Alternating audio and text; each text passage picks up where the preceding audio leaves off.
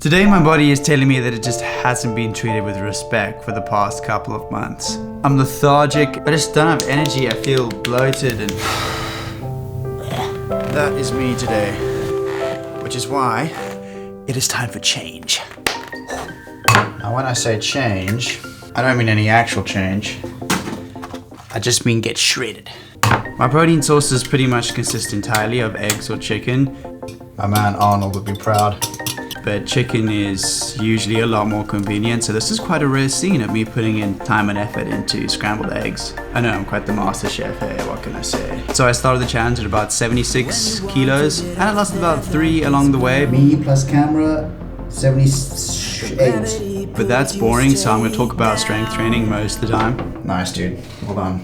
Now, one thing I always try to do in training is enjoy the process. And the easiest way to do that when you're by yourself is to listen to music, no podcasts, etc. and just stay as present as you can in the workout. If I start thinking about other things, scrolling Instagram too much or responding to a whole lot of emails, then all of a sudden I'm going to start feeling lethargic, lose momentum, and then I just don't want to be there. Training at home is also something I'm very accustomed to after COVID, and it helps keep up the consistency because it's often easier, more convenient. Maybe the gym was closed, etc. I would choose going to an actual gym any day of the week, but on the days we just can't make it, you now no longer have an excuse, and now you remain permanently accountable. But by far the best training strategy is to get yourself a D1 Prinston athlete and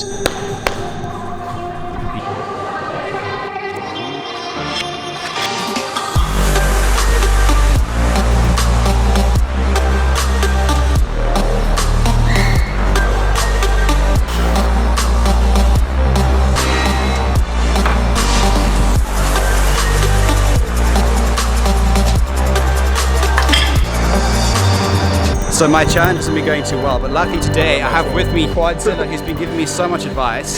So Marcus, how do I get shredded? Do I need to do this cardio shit? What is that? Have you ever done cardio before? Do you know what that is? Lots of Tren. Tren. Okay. Tren. So Tren. That's what it is, guys. Alright, there we go, okay. So what are we doing, big man? 10 kg pull-ups. Reps for Jesus. Yeah, like 20 reps. I can't keep on going. Do some legs. Do some legs.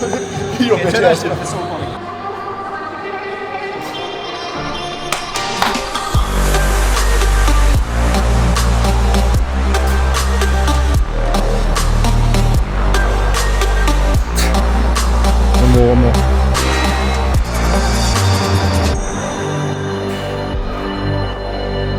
So we got everything, Marcus? You got the Tren? Oh, yeah, no, I got it. Okay, it's been about a month since I started this challenge. In terms of getting thumbnail ready, I haven't made, not much has happened on that front. I've continued training like 2 to 3 times a week, going to the gym. I've run once or twice. I've pretty much done some movement every single day, even if it's just 5 minutes. So I'm happy on that front. But losing weight has been, I don't know, I've never really wanted to lose weight like this before. I mean, fuck, it actually doesn't look too bad.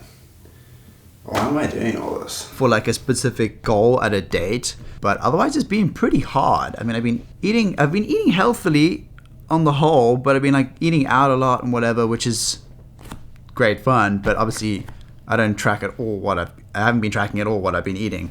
Hopefully at the end of it, this video is going to have some progress, because unfortunately in this day and age you need to have an A and a B, a start and a finish. This is where I started and here's the end result.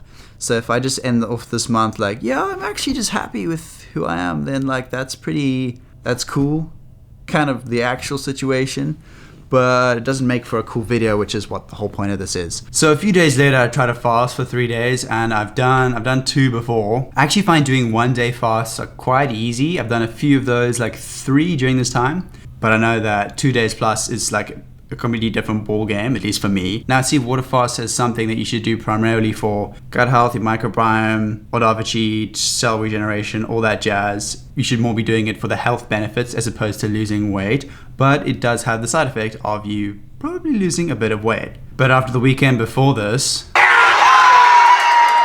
I was weirdly craving a fast. So my girlfriend and I decided to do a 3-day fast together, and we made it to just over 2 days. It wasn't a strict fast. I had a little bit of broccoli and cauliflower along the way. But ultimately, yeah, to keep our relationship alive, 3 days is just not gonna work. Today's the second day of the catch-up fast, and I'm actually feeling fine. Just 2 hours ago, like 3 p.m, I absolutely crashed. And now after a quick nap, quick 30 winks, I'm better, back on the mend. But yeah, the second day is always tough. Feels so much better after we decided to eat. Yeah, you didn't even... Okay, we caving in, folks. I don't know what I'm eating, but I'm eating it all. Fuck, this is so amazing. Oh my god. The fast is ending. Woo! That looks kind of gross. I'm first having. You broke it first. Okay, admittedly, it has been about a week since that challenge actually ended, but the show must go on. We do need to do a comparison. Yo, this chair's in the way, man. Chair's in the way of this beast. So I didn't really change too much during these 90 days, but I guess if there's anything you take away from this video, it's that the end result that you see is after me training for 5 or so years. Now, I'm not going to sit here and tell you that fitness is a marathon, not a sprint, which is true, but when it comes to reaching your last minute fitness goals, that's not really going to help you. What I have learned through these 90 days is that single day fasts, at least for me, were super helpful in losing the weight, because it cuts out a lot of decision making and calorie tracking that otherwise you might feel like you need to do to lose weight. Okay, there we go. That's about enough. I've had enough of looking at myself for one lifetime. And then the rest of the week, I just fill out as many meals as I can with whole foods as per usual. But I still put in, still have a bit of chocolate here and there, some slices of pizza, whatever. It doesn't really matter because I'm still going to lose weight in the long term, because for a whole day, you're just having a few black coffees and stuff. Now, I really enjoyed having iced black coffees, and more towards the evening I'd have decaf. It just helps to have something. But the biggest tip I have for fast days is to do them on busy days. On a busy day where you're like barely at home, don't even notice it. Realize 3 hours later that you skip lunch, you're like, oh, I missed lunch, I don't even know. But then in terms of training, I've never had strict periodization or like a training schedule. Have a rough structure how I do my workouts, and then when I rock up at the gym, I decide what I want to do. So sometimes I'll do a full body workout if I know I'm not going to be training for another 2 or 3 days. But most days I'll do either push-pull, legs, /core, /run. But sometimes I will run on the pull day or do a bit of bench press on the leg day to keep it slightly enjoyable. So in terms of the structure, I'll usually choose between like 3 to 6 exercises, and then I'll typically structure that into groups of 2 exercises, and then kind of run those pairs as a superset. So I don't necessarily superset like 0 break between the 2 exercises in the pair, but when I'm short on time, the shorter break between them really helps, and then a longer break before you go into the next set of 2, basically. So in fact, let me show you how I do this. It's super simple. Simplicity is key. So all I do is when I rock up at the gym, I will create a new task here in my task management app of choice, which is Todoist, and name them not very appropriately and put as little info and text in here as possible, because I kind of know what I want to do and where I'm at currently. Your capacity on that given day is dependent on sleep and so many other factors. So I often don't even put in sets and reps into any of these. I just kind of go with the flow in the day. But what I aim to do is, so you see here, this is pull plus rehab /core, whatever. And then I'll do pull-ups and then weighted squats mirror, which is just a name I've made for a physio exercise that I've been given by the physio. So I'll usually start off my workout with strength or skills, obviously after a warm-up. And in fact, let's start with the warm-up. The past year and a half, if I don't get in 15 minutes, well, I usually do about 10 to 20 minutes of warm-up and stretching and rehab stuff for my injuries, my back. Then if that's all the time I have on the day, then that's all I do. There's no strength, I don't have time.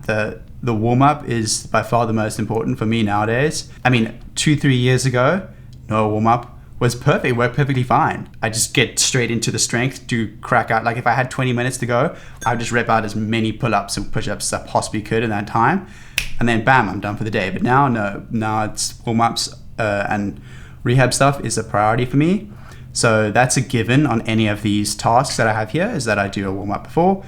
And then our structure is either skills or like a strength exercise, usually supersetted with something that is more rehabby. So here was stuff to align my hips better. And then I'll do another superset. You see, that's I kind of stand for superset. It's not really a superset. And here I was doing leg raises and rows.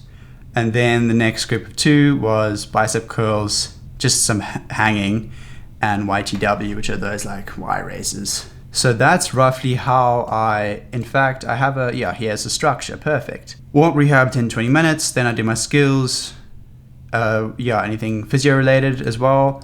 So here it might be handstands and stuff, or it might be like front lever raises and things.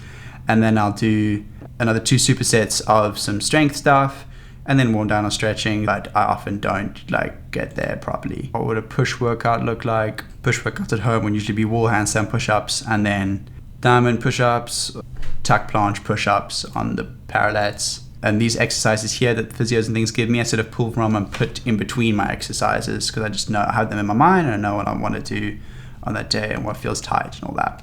So that about wraps up the 90-day fitness challenge. Stay tuned for a lot more fitness content in the future, and of course, like, subscribe, tell your friends about the channel. See you later, folks.